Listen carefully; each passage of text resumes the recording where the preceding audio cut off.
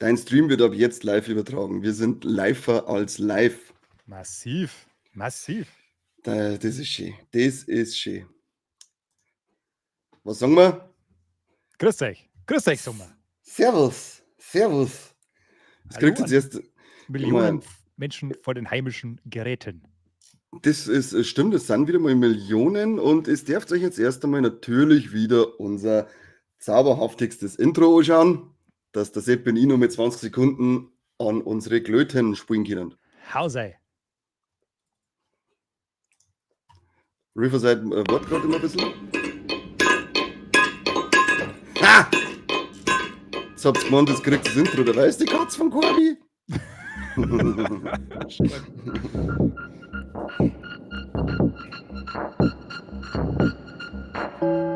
Hier ist der beste bayerische Podcast der Welt mit den Kassettenthemen.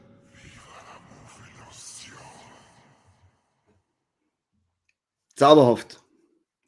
Grandios. Ich habe gar nichts gesehen, nur schwarzen Bildschirm. Aber hoffentlich hast du die andere da. Sollte funktioniert haben. Gida Bertmann ist auch da und der B.A. Wild und der Jojo und Gnedelwutzler und der Dragoncry und die Krawallmauserin. Alle sind da, alle sind hier. Wir freuen uns wie eins Schnitzel.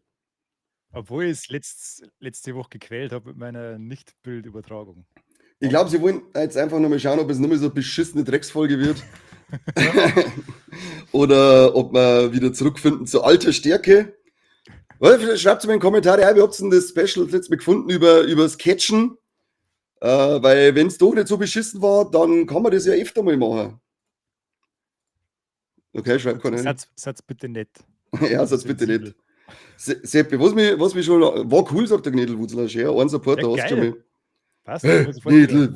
Gnedelwutzler.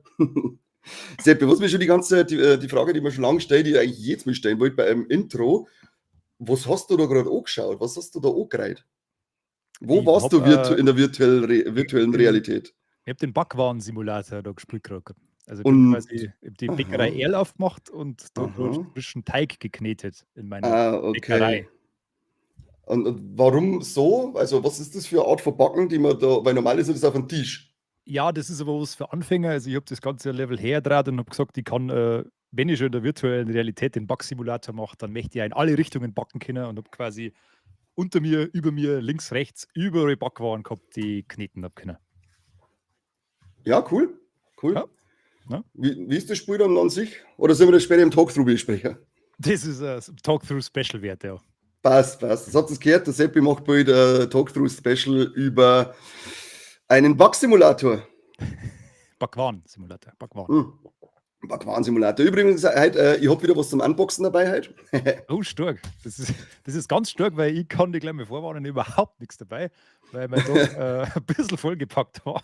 Ich werde dir dann einfach gut zuspielen und vielleicht habe ich noch die eine oder andere Spontanmeldung dazwischen. Das passt. Du darfst auf alle Fälle unsere Hörer dann später mit den Kinostarts der Woche überraschen. Das mache ich natürlich gern. Das ist schon mit zauberhaft. Und vielleicht schicke ich dir noch die Streaming-Charts, schicke ich dir vielleicht noch dann durch, dann kannst du es damit auch noch überraschen. Ja, gib mir Statistiken. Nein, die hebe ich für den Corby auf. Schön. Der Corby ist der Statistiker. Ansonsten sollte man vielleicht auch mal sagen, herzlich willkommen zum Kassettenschmerz. Ja, machen wir das einmal. Für alle, die gar nicht wissen, wo sie hier überhaupt sind. Aber ihr denkt euch nichts, das weiß ich 3/4 meiner Zeit nicht, wo ich eigentlich bin und wer ich bin und warum ich bin. Just Conny Things. Ja, just Conny Things. Irgendwo knockert aufhauen und sie denken nicht schon wieder. Nicht schon wieder. Hast du bei Daredevil schon reingeschaut? Born Again? Ich habe mir tatsächlich am Freitag die erste Folge angeschaut und ich war angespitzt wie ein Bleistift. Das war richtig, richtig gut. Ich habe zwar eine Sache, die ich überhaupt nicht verstanden habe, warum es das braucht hat, aber das soll die Stärke dieser Folge nicht trüben, war der CGI-Rauch in der Bar.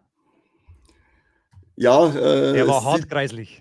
Das CGI ist allgemein ein großes Manko in der ersten Folge, finde ich. Weil wenn die zum Beispiel aufs Dach aufgehen und kämpfen, dann bleiben die Figuren einfach animiert. Das habe ich mir nicht eingebaut, oder? Das ist teilweise einfach animierter Kampf. Ja, da haben wir... Scheiße. Das ist richtig scheiße. Ansonsten bin ich auch, ich habe die ersten 2 Folgen gesehen und ich bin auch dabei. Also fängt scheinbar wirklich sehr gut den Stil von Netflix ein. und scheint auch nicht mit Blut und so weiter zu geizen. Bin jetzt schon mal heiß. Und da ist die erste Neuigkeit dazu, ein Casting-Zuwachs, weil es ist anscheinend schon eine zweite Staffel bestätigt. Und der Matthew Lillard ist dazu gecastet worden, einer der Ghostkiller, Ghostfaces aus Scream 1. Ui. Der Wiederkosten bei Scooby-Doo. Der mit dem grünen T-Shirt rüber. Der Hauptcharakter. Ja, wie heißt der denn jetzt wieder? Shaggy. Ein Shaggy hat er gespielt. Shaggy. Ein Shaggy hat er gespielt. Bin ich dabei. Her damit. Geb. Matthew Lillard mag ich, ist ein sympathischer Kerl. Ja, und ich bin jetzt auch schon sehr gespannt, wie das weitergeht in Daredevil. Ja, da ist ja, du hast mir es heute schon mal gesagt, du hast schon vergessen, 3 Folgen in der Woche, oder?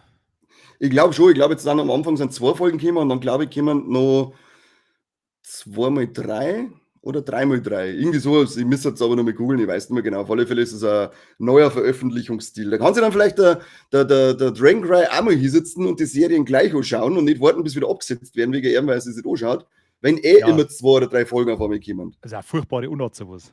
Ja, Wahnsinn. Marvel hat auf alle Fälle noch mehr News rausgehauen, denn ich glaube, für Ding ist ja schon bestätigt, dass er in Daredevil Born Again einen Auftritt kriegt. Der John Bernthal als Punisher. Und gibt's mit ihm wieder. Immer her damit. Und er kriegt auch ein eigenes Marvel-Special für die Rückkehr als Daredevil, also in dem Stile dann von wie Guardians of the Galaxy, das Christmas-Special oder die Werewolf at Night Club als geheißen. Special kriegt auch der John Bernthal als Punisher so 3/4 Stunde bis Stunde Special hergeschissen. Und dann hoffe ich, dass es dann auch weitergeht mit einer eigenen Serie.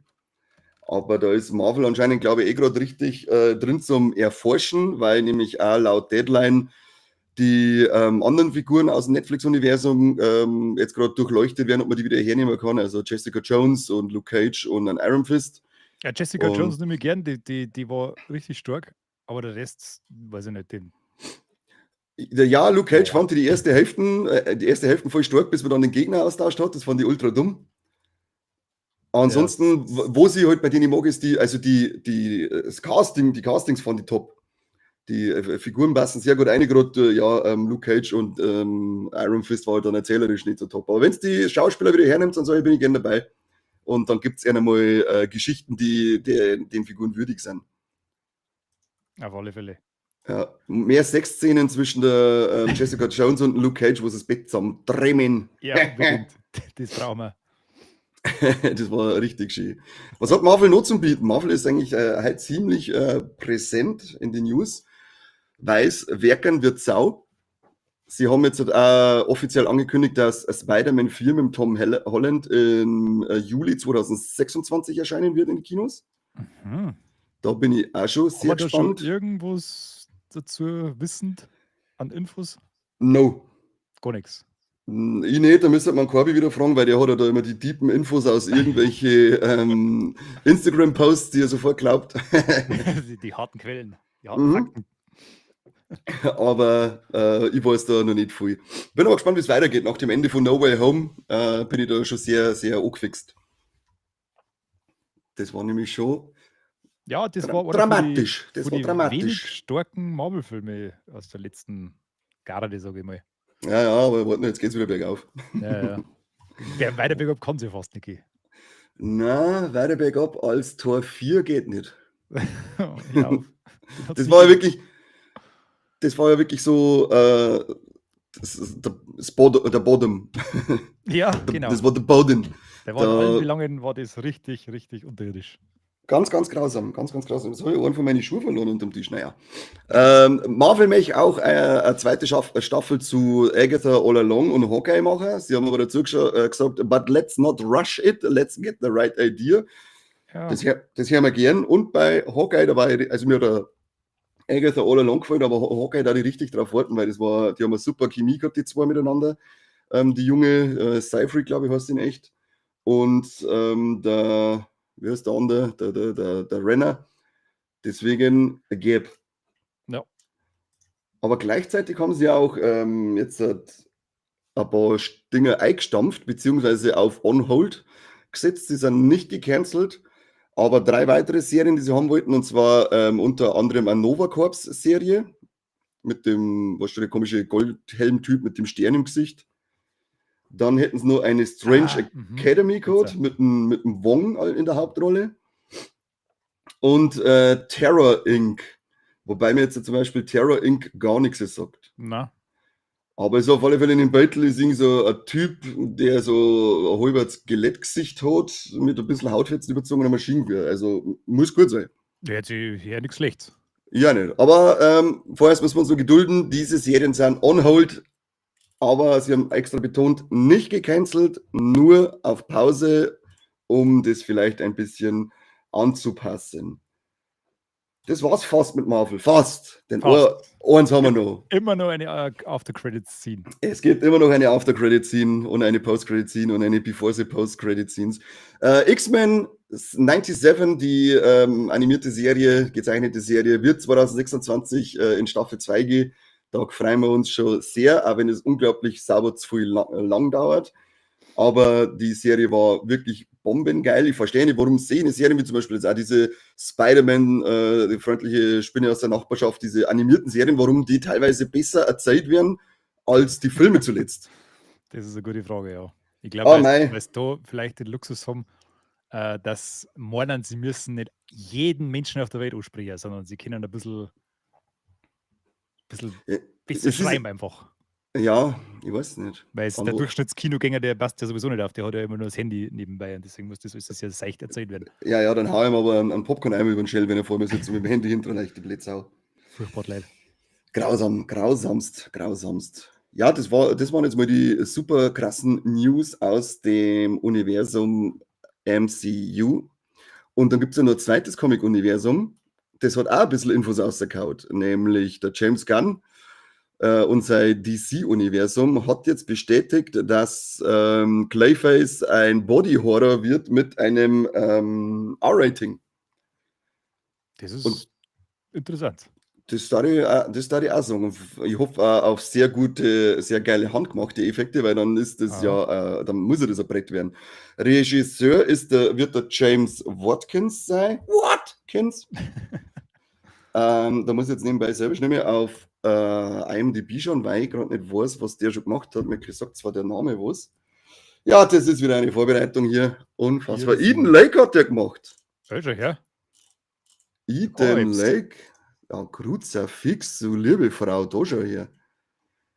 Speak No Evil hat er das Remake gemacht, das war ja laut Mike auch sehr gut. Black Mirror hat er ein bisschen was gemacht, die Frau in Schwarz war also, ja, da haben wir ja einen äußerst fähigen Mann dran gelassen. Das mengen wir, da bin ich schon wieder ein bisschen angefixt, ein bisschen mehr angefixt. James Watkins, Body Horror und R-Rating. Wahnsinn. Kniedelwutzler fragt, wer gewonnen hat. Definitiv. Viel mehr ins Kino gegangen. Dann haben wir noch einen bestätigten Teen Titans Movie. Hat der James Gunn auch bestätigt, dass der in der frühen Entwicklungsproduktion ist. Bin ich gespannt, weil ich fand, hast du die Serie gesehen auf Netflix, die Titans? Nein, gar nicht. Die war ziemlich gut. Die war schön düster, die war recht brutal. Da hat er mal Hauptcharakter das Zeitliche segnen können. Also, wenn wir das vielleicht ein bisschen so umsetzen, dann kann uns was ins Haus stehen.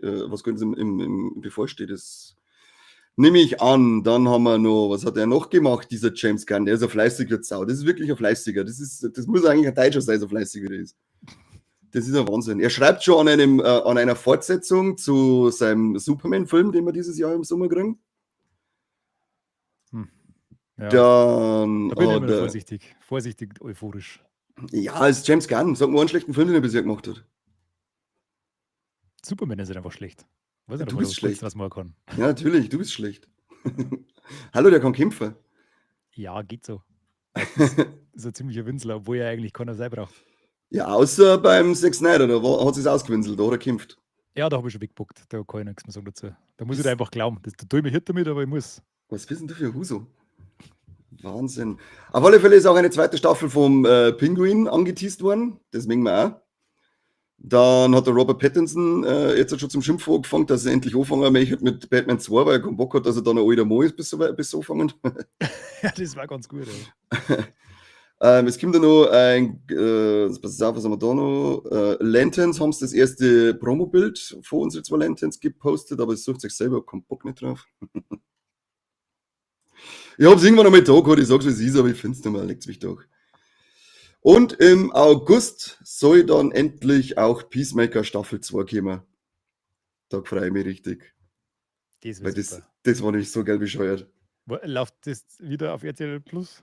Ich weiß nicht, wie es bei uns ist. Ob sie die für mehrere Staffeln die Rechte gekauft haben, keine Ahnung. Mittlerweile ist ja auf Prime drinnen, die erste Staffel umsonst auch. Oh, na, mal gucken. Anscheinend haben sie auch noch von der Amanda Waller ein Spin-off geplant, auch mit der Viola Davis, die sie die Suicide Squad-Filme gespielt hat und bisher zum Singen war im DC-Universum. Aber da gibt es anscheinend ein paar Probleme. Welche Probleme das gegeben hat, haben sie nicht erläutert. Da haben sie eine Euter nicht besser eruiert. Aber sie haben geschrieben, es ist auf alle Fälle in Arbeit. Da glaube ich, kann man auch coole Geschichten erzählen mit der, weil das ein richtiges Mistviech ist. Mhm. Mhm. Mhm. Mhm. Aha. Da muss ich mir hier den Mund fusselig reden, wenn der Sepp wieder nichts dabei hat.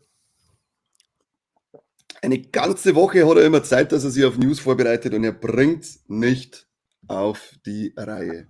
Ja, News sind einfach zu krass für mich. Das ist einfach zu viel. James Cameron Aber hat ich gesagt, dass Avatar Fire and Ash der beste der 3 Avatar-Movies sein wird. Mhm.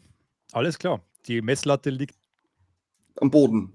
Zentimeter, hätte ich jetzt höchstens gesagt. Nein, sie liegt tatsächlich auf dem Boden. Am hätte ich Boden. gesagt. Also kann draufsteigen einfach. Kann Ja, draufstehen, genau. also schon besser. Yay. Und was aber cool ist, die bessere Avatar-Show, nämlich The Last Airbender, die gezeichnete, die kriegt jetzt von Nickelodeon hat die jetzt halt offiziell eine Fortsetzungsserie gekriegt, also wieder eine animierte Serie.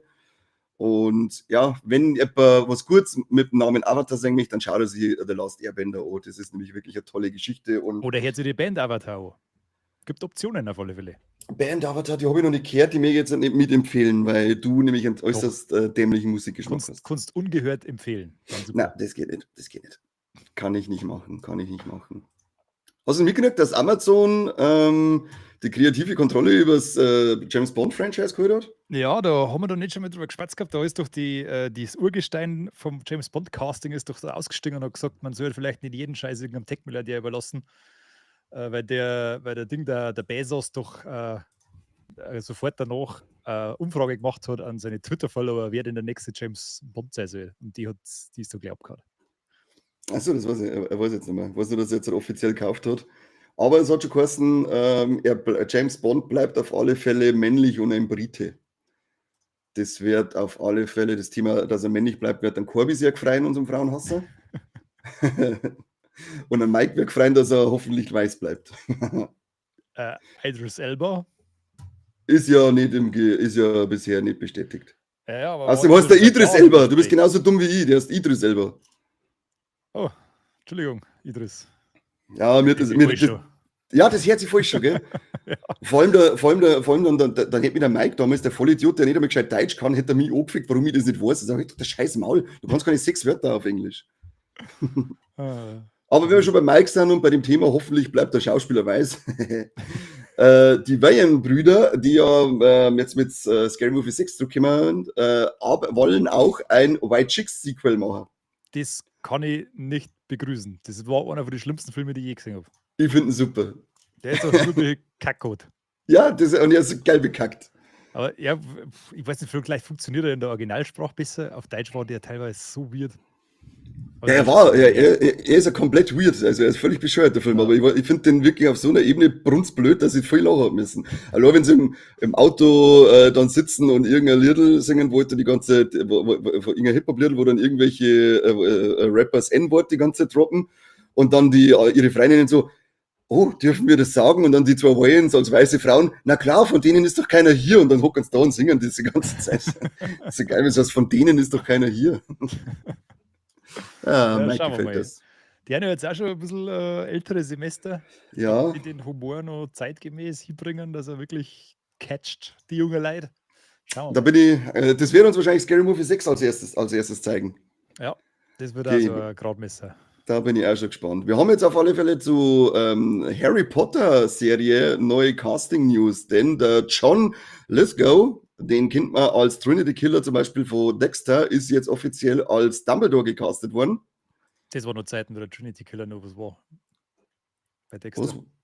Das war der Peak Dexter. Also Trinity Killer ist wirklich die allerbeste Staffel gewesen. No. Die war irre gut, das war unglaublich. Und jetzt wollte ich gerade schon schauen, es gibt nämlich auch noch die McGonagall ist gecastet worden und auch das Severus Snape.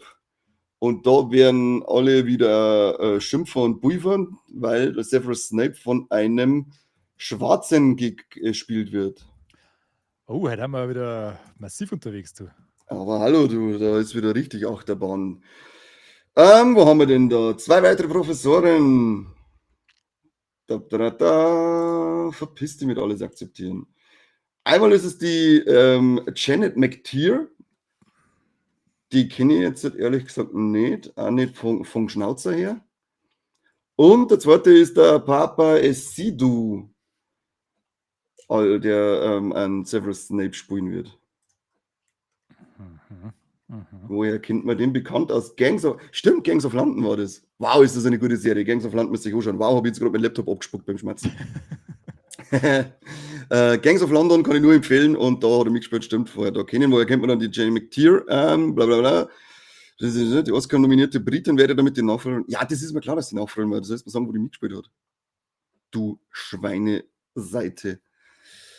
Janet McTeer, IMDb will tell me, der Adam Driver war so geil gewesen. Ja, Adam Driver war cool gewesen. Cool. Aber naja, am Ende des Tages ist das auch ein sehr guter Schauspieler, wo er zumindest in Gangs of London abgeliefert hat er mich vollkommen überzeugt. Darum bin ich da guter Dinge, dass der auch den Snape sehr gut spielen wird. Die Janet McTeer hat mitgespielt bei der Serie Chaos auf Netflix zuletzt. Die habe ich nicht gesehen, The Menu ist dabei. Stimmt, The Menu, da kenne ich den Schnauzer von der. Jessica Jones war auch dabei, haben wir heute schon mal gehört. Aha. Ja, 2 namhafte Schauspieler, die ich es kennen. Und um mehr geht es doch nicht, oder? Ich habe übrigens auch gerade noch News gefunden, weil du gerade bei Casting News warst. Scream 7 gibt es auch wieder neue Leute, die dabei haben. Ja, unter anderem einen, den wir heute schon mal benannt haben. Ja, habe überhört einfach Jimmy Tatro und Michelle Randolph heißen die 2.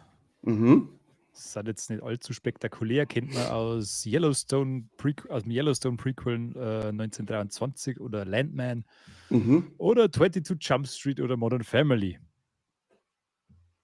Ich weiß nicht, was die spielen sollen. Keine Ahnung. Wahrscheinlich werden sie nicht lange dabei sein. Wahrscheinlich, ja. Was ja, und du jetzt du sagst, dass die eine Figur, die ich gemeint habe, der Matthew Lillard, der ist auch für Scream 7 mittlerweile offiziell bestätigt. Ja, das ist ja eine von den Rollen, die eigentlich nicht mehr kommen sollten, aber irgendwie schaffen sie es doch. Ja, bei Scream 5 haben sie es eigentlich geschafft, werden sie wahrscheinlich genauso machen. Ja, bestimmt. Hast du mitgekriegt? Übrigens, wer es nicht weiß. Oder wer was? das nicht zuordnen kann. Das ist der war einmal das Du. Genau, das der Du. jetzt nicht gleich zuordnen kann. Der gesagt hat, ich komme gleich wieder. Hast du mitgekriegt, den neuen Film, wo die Russo Brothers die Avengers Infinity War und Endgame gemacht haben?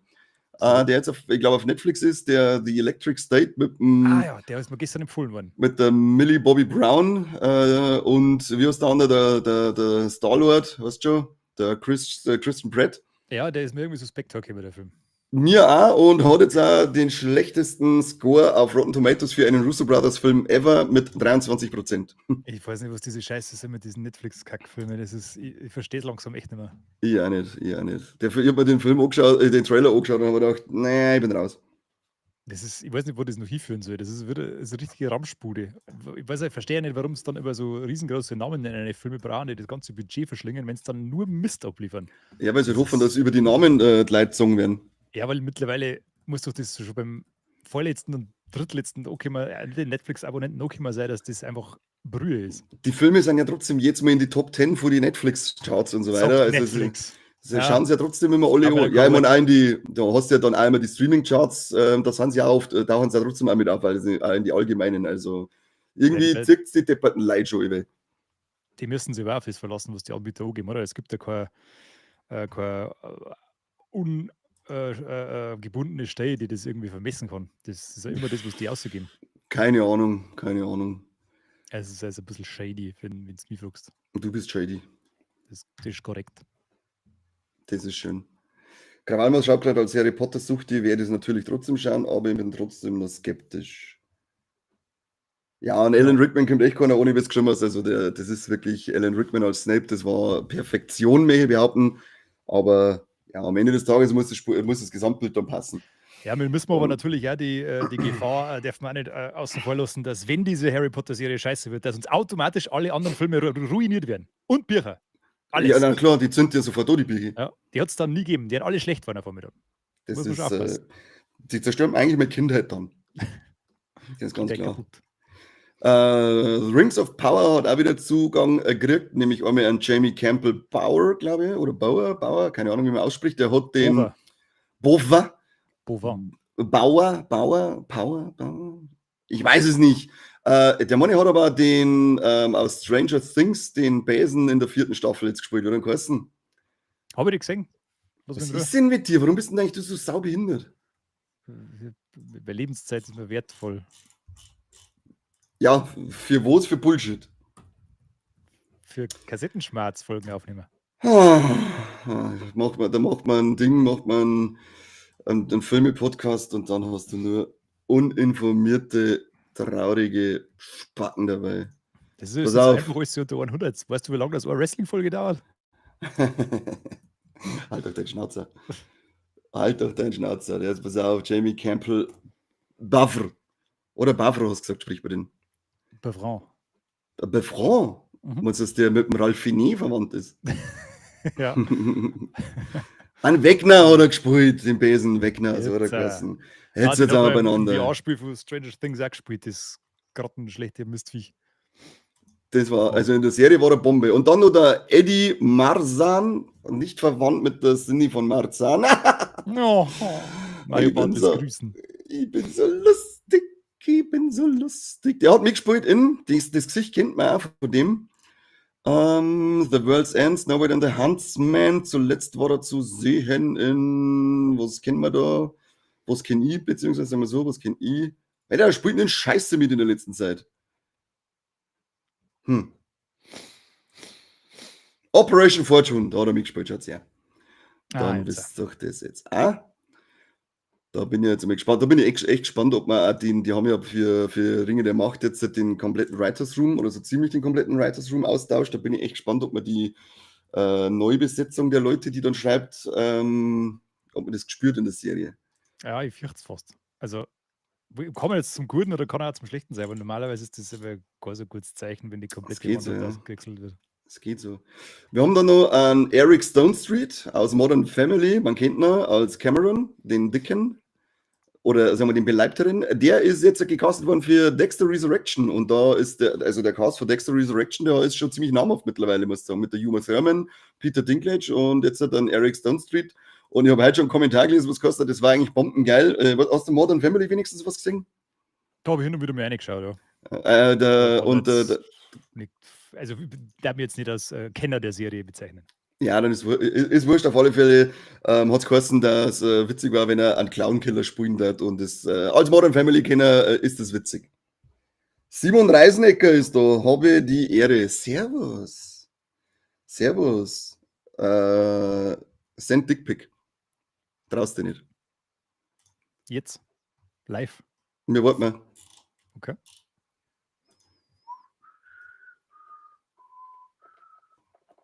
Immer noch nichts da? Naja, wahrscheinlich kommt da nichts mehr. Weil wir vorher bei Herr der Ringe waren, wir haben auch eine traurige News. Der kommende Film, der Hand vor Gollum, ist jetzt schon um, ich glaube, ein ganzes Jahr verschoben worden. Und zwar auf Dezember 2027. Ich habe dir einen Snapchat geschickt. Ein Dick-Snap? Ich habe keinen Snapchat, also das hat sonst Dinge jetzt gekriegt und nicht ich. Oh Mann. Ärgerlich sowas, wenn man aus Versehen Dickpics rumschickt. Naja, komm vor. Die Beste schon passiert. Ja, eben. Vielleicht erpresst du dir ein wenig. Oh, das war schön. Jetzt gerne mal wieder ein Geld an einer Sportkasse, an einer Tankstelle überweisen, an fremde Leute. Das ist super. Hast du den Wild Robot angeschaut, den Animationsfilm, der letztes Jahr im Kino war, der ja auch unglaublich hoch gelobt wurde? Der war ja sogar Oscar-Kandidat, oder? Hat es da aber, glaube ich, nicht gewonnen, oder? Ich glaube, Oder? nein oder nicht, weil ich glaube, Flow heißt der mit der Katze hat, Ah, den genau, Oscar für den besten genau, der Animationsfilm gewonnen. Aber er ist auf alle Fälle erfolgreich genug gewesen, dass es jetzt einen zweiten Teil geben wird. Der ist jetzt schon in Arbeit. Wäre dann Mike freien, weil der meine haben sogar mal in die Wallex dabei gehabt. Ja, da habe ich auch nur kurz gehört von dem. Der muss wirklich ein ganz tolles Stück Kino gewesen sein. Ja, ich habe mir jetzt das letzte Mal schon gesehen, dass er auf Prime drin war, aber zum Bezahlen und dafür bin ich jetzt geknickert. Außer wenn Beziehungsweise kann ich es mir nicht billiger leisten, weil keiner hier Supersticker kauft. Wahnsinn, so nachlässig, so nachlässig. Unfassbar. Oder Steady-Abo macht. Ich muss aber ganz ehrlich sagen, wenn ich jetzt einen Supersticker kaufen möchte, ich weiß ja gar nicht, wie ich das mache. Das weiß ich auch nicht. Zeige, dass du Viva la Mobilisation unterstützt. Ist das der Button? Ich glaube schon. Ja, Pro- das ist er. Tu mal, kauf mal, probier's mal aus. Ich schicke dabei ein Herzl in den Chat. Mitgliedschaft. Vorteile für neue Mitglieder freischalten. Was haben wir denn da? 2,99 im Monat. Warum hat das noch keiner gemacht? Was ist mit euch, ist knickerten Schwanz? Vielleicht, weil es keine Vorteile davon kriegen kann, das sein? Doch, sie kriegen früheren Zugang zu allen Folgen, sie kriegen Special Content nur für Auf Abonnenten. Auf YouTube auch, ja. Ah, okay. Special Content, also eigentlich ist es diese Kanalmitgliedschaftspodot zu Steady Steady. Mitgliedschaft. Ja, Steady. da frage ich mich, auf was ihr alle wart. Aber echt hier, Pissbacken. Jetzt hört man Pissbacken. Der Hast du Peaky Blinders gesehen? Ja, nicht ganz, aber 5 Euro Dragon Cry. Philipp. Bester Mann. Schau, jetzt müsst ihr gerade irgendjemand nebenbei googeln, was der Wild Robot auf Amazon Prime zum Leihen kostet, damit ich weiß, ob die 5 Euro gelangen. Aber Philipp, du kriegst hier Jetzt Potato Bam, bam, bam, bam, bam. und von mir wieder Schiss. wie Potato You. Ganz schön. Ganz schön. Das ist echt, ich mag das. How's it going, schreibt er. Mir geht's gut. Bei dir, Seppi? Perfekt, perfekt. Ich habe Das ist geschaut, schön. was da los ist. Aber na, bin schon wieder da. Bist du wieder da, das ist schön. Zurück zu Peaky Blinders, ich habe es auch noch nicht ganz gesehen. Die letzte Staffel feilt mir, aber ich glaube, ich darf da sogar noch mal einen kompletten Run starten, weil die Serie wirklich super fand. Wie viel waren das nochmal? Staffeln? Ich glaube, 3, 4? 6 Staffeln sind das jetzt zum Schluss gewesen. Okay. Aber Und die, es die kommt waren nicht jetzt. recht lang, oder? Da ist schon wieder, die haben, glaub ich, Ja, das waren immer 6 Folgen, glaube ich. Ja, Die haben zwar schon immer ja. so um eine Stunde dauert, aber ich fand die schied zum Schauen. Und es kommt jetzt halt, ja noch ein Film, The Immortal Man, als Abschluss, aber es hat schon geheißen, dass die Shelby-Story nicht komplett vorbei sein soll und dass wir das Peaky Blinders-Universum auf alle Fälle weiter erleben werden. Noch nichts Genaues, aber ich bin gespannt, weil ich finde, das ist ein sehr, sehr geiles Universum. Es ist auch sehr, sehr rau, brutal. Die Schläger, Oh ja. in eine geilen Schiebermützen hinten mit den Rasierklingen drin. Ich habe da vor 2 Jahren oder so hab ich mir das VR-Spiel dazu getestet. Das war leider ein bisschen nicht so geil. Da hat es was stark angefangen. Da bist du in so Aha. einem, hast du einen verhören müssen und mit der Ziege malträtieren. Aber dann ist leider nur noch so Rail-Shooter-mäßig, wo es Mhm. wegen seicht hingegangen war dann nicht mehr so geil. Aber prinzipiell eigentlich ganz cool, dass da sogar ein Spiel dazu gibt.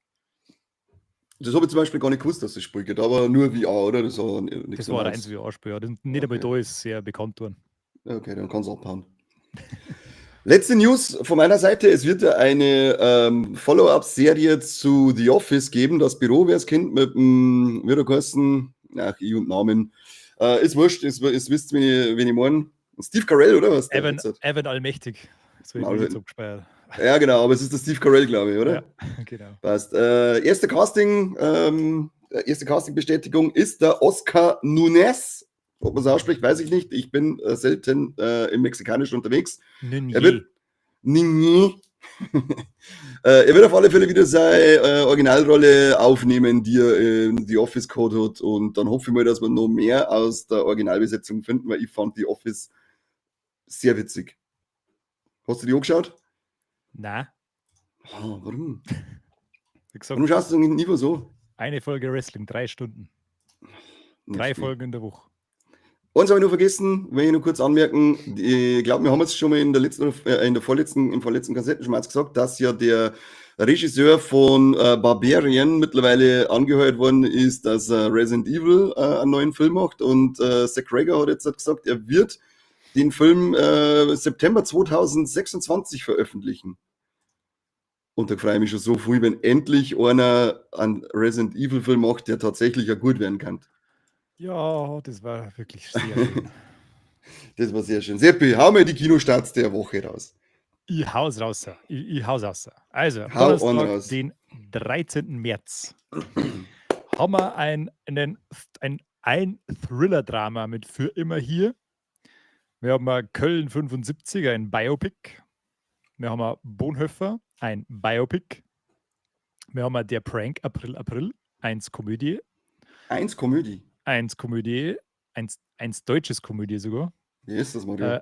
Ein Tag ohne Frauen ist eine Dokumentation von Corby. Mhm. Dann The Das wird Critic. sicher sein Lieblingsfilm. Bestimmt. Becoming Led Zeppelin. Cool. Die heißen Seth Leppelin. Oh, Entschuldigung, mein Fehler. Bin Mhm. einfach Amateur. Ja, Depp. Bist du kein richtiger Heavy Metaller. Ui, dann haben wir noch was Musikalisches. Hans Zimmer und Friends, Diamonds in the Desert. Doku. Ah, der war Schön, interessant. Dann geht es weiter mit Overlord, The Sacred Kingdom. Das ist ein Anime, oder? animatiertes Abenteuer. Hast du da jemals irgendwas gesehen? Auf Amazon ist, glaube ich, die Overlord drinnen. Gar nix. Die Schattenjäger, Thriller-Drama. The Diplomat, Thriller-Drama. Nina und das Geheimnis des Igels. Kennt ihr den Film? Yay. Possession aus 2011, der kommt nochmal ins Kino scheinbar. Ach ja, das ist Possession ist, glaube ich, sogar von Dropout Cinema. Das müsste sogar ein Film von 1981 sein, wenn ich das richtig im Kopf habe. Da steht 2011. Ja, das ist, glaube ich, falsch. Steht da Dropout Cinema oder so dabei? Nein, da steht keine heute mal. Weiß auch nicht, warum Filmstadt so aggressiv ist, aber Ich weiß, also die haben echt irgendwie einen an der Waffel, oder? irgendwas stimmt da nicht. Das ist ein Umgangston, das ist ja fast wie in der Bundestagsrede mittlerweile. Ja, guck mal, das ist Shop. Ja, echt, Ja, das der Rest Söder ist, gefällt das. Dann kommt der Dragon Ball Z, Kampf der Götter und der Rest ist, ja, egal. Warum bringen die nur mit Dragon Ball Z Kampf der Götter, außer der schon im Kino war, den wir schon 1000-mal gesehen haben?